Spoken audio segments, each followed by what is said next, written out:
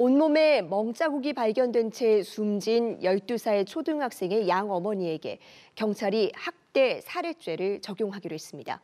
아동학대 대책, 벌써 여러 번 나왔는데 아직도 목숨까지 앗아가는 중범죄가 이어지고 있는데요. 이 법과 제도에는 어떤 구멍이 나 있는 건지 나현경 변호사와 조금 더 짚어보겠습니다. 안녕하세요. 안녕하세요. 네, 또 끔찍한 사건이 일어났습니다. 어떤 사건이었는지 설명 좀 해주시죠. 네, 지난 7일 인천 남동구의 한 아파트에서 초등학교 5학년생인 12살 남자아이가 온몸에 멍과 상처를 입고 숨진 채 발견됐습니다. 경찰은 사망 원인을 친부와 계모의 지속적인 학대로 보고 수사에 나섰는데요. 계모는 아이가 말을 듣지 않는다며 수개월간 지속적으로 폭행해온 사실은 있지만 모두 훈육 자원으로 몸에 생긴 멍은 아이가 자해한 흔적이라고 진술했고요. 또 사망 당일에는 아이를 밀쳤는데 넘어져서 일어나지 않았다며 학대의 고의, 살해의 고의는 없었다고 주장했습니다. 네, 고의가 없었다고 주장은 하지만 이 아이의 몸 곳곳에 멍자국이 가득했습니다. 그런데 그동안에 이 학대당한다는 사실을 아무도 몰랐던 걸까요? 네, 사망 당시 피해 아동의 키와 몸무게는 163cm 그리고 30kg으로 또래 아동보다 15kg 정도 적게 나가는 왜소한 상태였고요. 아이의 몸에 많은 상처가 있었지만 이들 부모는 아이를 병원에 데려가지 않았을 뿐만 아니라 11월부터는 학교에도 보내지 않아서 학대 사실이 발견되기가 어려웠던 것으로 보입니다. 네, 또래보다 몸무게가 15kg이나 적게 나갔다면 이 평소 영양 상태도 굉장히 나빴다는 증거 아니겠습니까? 지금 이 가해자인 친부와 계모에 대한 수사 어떻게 진행되고 있습니까? 네, 경찰은 사건 당일 계모와 친부를 긴급 체포한 후 그들을 각각 아동학대 치사 혐의와 상습 아동학대 및 상습 아동 유기 방임 혐의로 구속영장을 신청했는데요. 경찰은 이후 피해 아동의 사망과 관련해서 친부와 부모의 폭행과 학대 행위에 달리 개입된 사항은 없는 것으로 보고 계모의 제명을 아동학대 치사에서 형량이 더 무거운 아동학대 살해로 변경해서 지난 16일 검찰에 송치했고요. 이들의 휴대전화를 디지털 포렌식해서 학대 수법 등을 추가로 확인하고 있습니다. 네, 그렇군요. 그러니까 아동학대 치사 혐의가 이 검찰에 송치되기 전 아동학대 살해로 변경이 된 겁니다. 이런 경우에는 어떤 처벌을 받게 됩니까? 네, 아동학대 살해죄의 법정형은 사형, 무기 또는 7년 이상의 징역이고 상습 아동학대나 상습 아동 유기 방임죄의 법정형은 기본형의 2분의 1을 가중한 7년 6개월 이하의 징역 또는 7,500만 원 이하의 벌금이고요. 또 양형위원회의 2022년 양형 기준에 따르면 아동학대 살해죄의 기본 양형을 17년에서 22년으로 상습 아동학대나 유기 방임의 경우 1년 2개월에서 3년 6개월 정도의 형을 정하고 있는데요. 구체적인 형량은 친부가 아동학대 사례를 방조했는지 여부나 앞으로 드러나는 양형 인자들을 살펴서 정해질 것으로 예상됩니다. 예, 사실 이 정인이 사건 이후로 아동학대에 대한 양형 기준이 대폭 강화가 됐습니다. 하지만 이 실제 가해자의 70%가 집행유예를 받고 있다고 해요. 아직 처벌이 좀 상당히 약하다는 지적도 있는데 이유가 뭘까요? 네, 그동안 아동학대 치사 외에 따로 아동학대 살해죄는 규정하지 않고 있었던 아동학대 처벌법이 2021년에 개정되면서 처벌이 더 강화되고 또 양형 기준도 높아졌지만 실제 내려지는 선고는 경미하다는 지적이 여전한데요.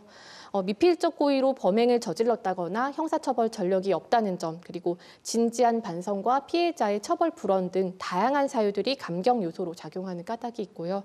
또 아동을 태어난 가정에서 성장하도록 하고 가정에서 분리된 경우 신속히 가정으로 복귀하도록 하는 원가정 보호의 원칙과 피해 아동을 위한 보호시설이 충분하지 않은 여건도 원인으로 꼽을 수 있습니다. 예, 그렇다면 이렇게 학대 피해를 입고도 다시 가정으로 돌아간 아이들이 얼마나 될까요? 네, 최근 5년간의 아동학대 통계에 따르면 학대 당사자인 주 양육자로부터 분리돼서 친족이나 시설에 보호된 사례는 전체 피해 아동 가운데 14.5%에 불과하고 84.6%에 해당하는 31,804명의 아동은 원가정 보호 원칙에 의해서 가해 부모에게로 돌아갔습니다. 또한 아동학대를 당했지만 다시 학대 피해가 이어진 사례도 14.7%로 적지 않은 아이들이 학대 사실이 확인되었음에도 다시 부모에게 되돌려 보내지면서 재차 학대를 겪은 것으로 나타났습니다. 예, 정말 안타까운 현실입니다. 그리고 이 또 한 가지 짚고 넘어갈 것이요. 아동학대 가해자들이 많은 경우에 훈육이 목적이었다고 말을 합니다. 이번 경우도 그렇죠. 네. 이 훈육과 학대를 구분하는 기준도 있을까요? 네, 훈육은 아이가 잘못된 행동을 했을 때 올바른 습관을 형성할 수 있도록 가르치는 것을 말하고, 학대는 아동의 그 건강이나 복지를 해치거나 정상적 발달을 저해할 수 있는 신체적, 정신적, 성적 폭력을 말하는데요. 어떤 행위가 훈육인지 학대인지를 가리는 기준은 그 행위가 아동의 건강한 성장과 발달을 저해하는지를 기준으로 삼아 볼 수 있습니다. 네, 최근에는 이 사랑의 매조차 법적 근거가 없어졌다, 뭐 이런 말도 나옵니다. 어떤 이유에서입니까? 네, 2021년 1월에 친권자는 그 자를 보호 또는 교양하기 위해서 필요한 징계를 할 수 있다며 부모의 징계권을 인정했던 민법 제915조 규정이 삭제되면서 지금은 부모의 사랑의 매조차도 법적 근거가 없는 상태인데요. 특히 어린 시절 학대의 경험은 평생 뇌의 신경회로 발달에 치명적인 이상을 유발할 수 있는 만큼 훈육을 가장한 학대를 더 이상 가볍게 볼 수 없겠습니다. 네, 그리고 이번 사건에서 이 어린이가 초등학교에 가야 할 나이였습니다. 초등학교 과정은 사실 의무 교육이죠. 그런데 네. 학교에 안 갔던 겁니다. 학교에 보내지 않는 것도 어떤 방임이나 학대에 해당이 될까요? 네, 교육적 방임이란 보호자가 아동을 특별한 사유 없이 학교에 보내지 않거나 아동의 무단 결석을 방치하는 행위로 아동학대의 한 유형이고요. 또 홈스쿨링은 초중등 교육 과정에 있는 아동이 학교에 다니지 않고 가정에서 교육을 받는 것을 말하죠. 우리나라에서는 홈스쿨링이 의무 교육을 대체할 수 있는 교육으로 인정되는 것은 아니지만 아동복지법상의 방임에 이르지 않는다면 형사처벌을 받는 것은 아니어서 이 홈스쿨링과 교육적 방임의 경계를 명확히 할 필요가 있는데요. 이에 대해 법원은 의무 교육을 시키지 않더라도 홈스쿨링을 통해서 기본적 교육을 실시하는 것도 가능하지만 부모가 아동에게 사회적, 정서적, 지적으로 균형 잡힌 성장을 위한 의무 교육의 목적을 대체할 수 있는 기회를 제공하지 않는 경우 교육적 방임으로 판단하고 있습니다. 네, 그렇군요. 이 숨진 아이가 지난해 11월부터 특별한 사유도 없이 학교에 나오지 않았습니다.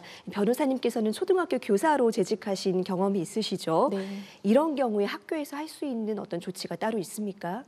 네, 미인정 결석이 발생한 경우 담임교사는 당일과 다음 날에 유선으로 반드시 학생과 직접 통화해서 학생의 소재와 안전을 파악하고 출석을 독려해야 하고요. 또 결석 3일에서 6일차 동안에는 가정 방문을 해서 학생의 소재나 안전이 파악되지 않거나 아동학대가 의심되는 경우 즉시 경찰에 신고하고 또 교육청에 보고해야 합니다. 또한 교육청은 단 하루의 미인정 결석이라도 아동학대 징후가 발견되거나 미인정 결석이 연속 7일 이상인 학생을 집중관리 대상자로 등록해서 관리하고 있습니다. 예, 그렇다면 이번 피해 아동도 이 집중관리 대상자였을까요? 네, 숨진 피해 아동은 지난해 11월 24일부터 특별한 사유 없이 학교에 나오지 않아서 장기 미인정 결석 상태로 집중관리 대상이었지만 피해 아동의 부모가 아이가 필리핀 유학을 위해서 홈스쿨링 중이라며 학교에 보내지 않겠다고 진술하자 따로 가정 방문이 이루어지지 않았고 미인정 결석생 관리에 공백이 생기면서 아동학대 신고를 놓친 것으로 보입니다. 네, 이 정보 자료 하나 보겠습니다. 2021년 학대로 사망한 아동 40명 가운데 절반이 이 교육기관에 다니지 않는 미등교 아동이었습니다. 이런 경우 이 학대 행위자는 친부모가 가장 많았고요. 이 미인정 결석에 대해서 이 법과 제도적으로 보완할 필요도 있을 것 같은데 어떻습니까? 그렇습니다. 이번 사건이 더욱 안타까운 점은 우리 사회가 조금만 더 주의 깊게 살폈더라면 이 학대 정황이나 피해 아동이 보냈을 그런 구조의 신호를 미리 발견할 수도 있지 않았을까 하는 점인데요. 미인정 장기 결석은 아동학대의 사각지대가 될 여지가 높은 만큼 학대 정황에 대한 심도 있는 점검이 이루어질 수 있도록 학교나 교육지원청의 담임교사 외에도 별도로 수시로 가정 방문에 나설 전담 인력을 배치할 필요가 있겠고요. 또 현재는 초중등교육법 시행령상 학교장이 필요시 할 수 있다고 임의규정으로 되어 있는 미인정 결석 학생에게 이루어지는 가정 방문에 대한 권한을 필요시 해야 한다는 강행 규정으로 전환하는 방안도 검토가 이루어져야겠습니다.